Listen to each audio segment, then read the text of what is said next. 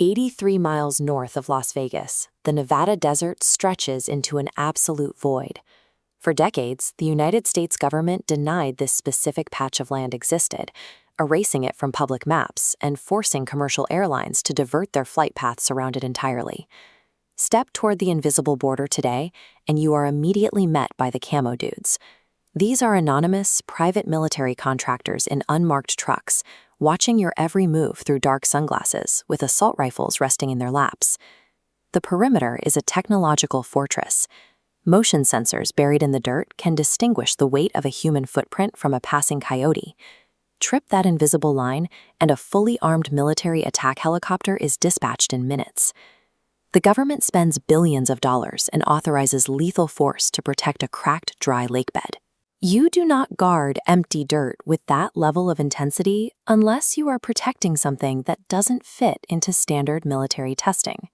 To see the true scale of this operation, you have to look right at the center of the Las Vegas Strip. Every morning, in full view of thousands of tourists at McCarran International Airport, a shadow operation takes flight. This is the Janet fleet. Plain white Boeing 737s, marked only by a single red stripe down the side. No corporate logos, no public flight numbers. These planes transport thousands of workers from the city into the heart of the restricted desert zone, and back again. Every passenger on board is bound by strict non-disclosure agreements. If these men and women mention a single detail of their workday to their own spouses, they face immediate federal prison time. For years, the public assumed these workers were building conventional aircraft, like the U-2 spy plane seen here. Moving thousands of people in and out of a black site every day requires an iron grip on secrecy. That silent machinery worked perfectly for decades, right up until the moment one worker decided to talk. In 1989, a physicist named Bob Lazar sat down for a live television interview with his face hidden in shadow. Lazar stated he did not work at the main Groom Lake facility. Instead, he was stationed at a highly classified sub-facility carved directly into the side of a mountain, known as Sector 4. His job was reverse engineering. Inside those massive, guarded underground hangars, Lazar said he witnessed 9 sleek, distinctly different metallic discs, extraterrestrial crafts. After the broadcast, the conversation around the desert shifted. Area 51 was no longer just a remote testing site for military jets. It became the focal point of a global debate about what exactly is being hidden underground. What made Lazar's testimony compelling was his chilling level of detail. He described the interior of the crafts as completely smooth. There were no electrical wires, no control panels, and no exhaust pipes anywhere to be found. This diagram shows what Lazar claimed was the ship's power source. He said the crafts ran on a stable, super heavy isotope. At the time, this material did not exist anywhere on human records. He called it Element 115. According to Lazar, Element 115 acted as a reactor fuel. When bombarded with protons, it generated a localized field capable of warping gravity itself around the ship. By bending gravity waves, the craft could fold space and time, pulling a distant destination toward the ship and crossing light years in an instant. Lazar outlined a highly specific mechanical framework of propulsion. He gave the public testable, predictive science that defied everything we understood about physics at the time. The government's reaction was immediate and aggressive. They publicly branded Lazar a complete fraud. Then his employment records vanished.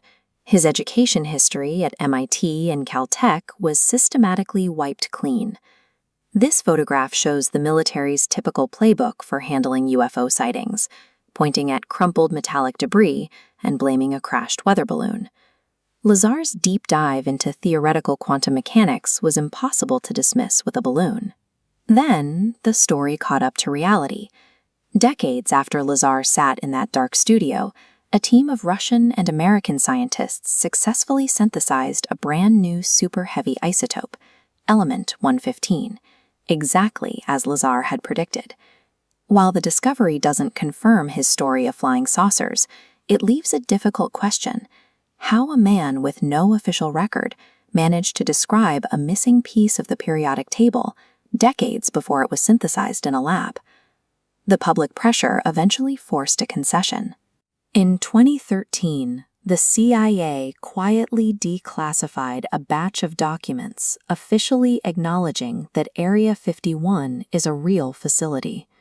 But their admission came with a glaring omission.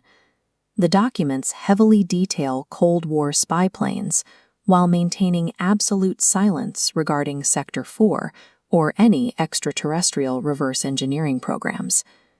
Meanwhile, the desert remains active. Modern locals consistently report silent, glowing objects darting across the Nevada night sky. These crafts move at impossible speeds, executing perfect right-angle turns that would instantly kill a human pilot through G-force alone. We are left with two possibilities. Either the Nevada desert is home to the most advanced human-made weapons ever conceived, or it is a hangar for something that originated elsewhere. In either case, the lethal security at the perimeter remains, guarding a technology that sits just outside our public understanding of the world.